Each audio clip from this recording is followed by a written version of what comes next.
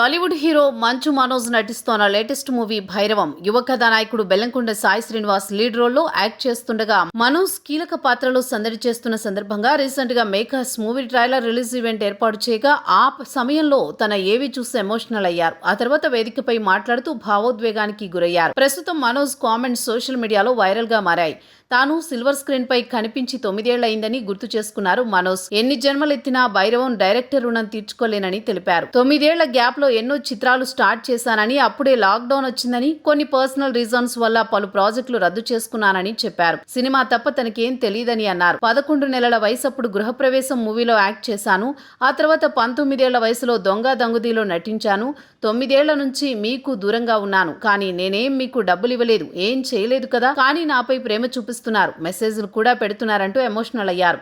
ముఖ్యంగా సొంత కుటుంబ సభ్యులే దూరం పెట్టే రోజుల్లో నన్ను దగ్గరకు తీసుకుని ప్రేమను పంచుతున్నారు. నేను మీ వల్ల చాలా ధైర్యంగా ఉంటున్నాను. నాకిప్పుడు కేవలం భార్య, 2 పిల్లలున్నారు. వాళ్లే నా ఫ్యామిలీ అని మీకు చూపిస్తాను. ఆ ధైర్యాన్ని ఇచ్చిన అందరికీ పాదాభివందనం అంటూ భావోద్వేగానికి గురయ్యారు మనోజ్.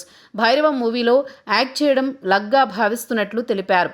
నేను ఇప్పటి వరకు గొప్ప గొప్ప సినిమాల్లో ఏమీ యాక్ట్ చేయలేదు. అయితే కావాలనుకుంటే భైరవం కోసం ఇతర సినీ ఇండస్ట్రీల నుంచి స్టార్ హీరోలను తీసుకొచ్చేవారు. కానీ డైరెక్టర్ నన్ను సెలెక్ట్ చేశారు. అందుకే ఆయనకు రుణపడి ఉంటానని తెలిపారు. నేను ఎన్నో ప్లాన్స్ చేశాను. ఈవెంట్ అలా చేస్తా, ఇలా చేస్తా అనుకున్నా. మనం ఒకటి అనుకుంటే దేవుడు ఒకటి అనుకుంటాడు. శివుణ్ణి శివయ్య అని పిలిస్తే రాడు. శివుణ్ణి మనసారా తలుచుకుంటే ఇలా డైరెక్టర్ రూపంలో, నిర్మాత రూపంలో వస్తారు.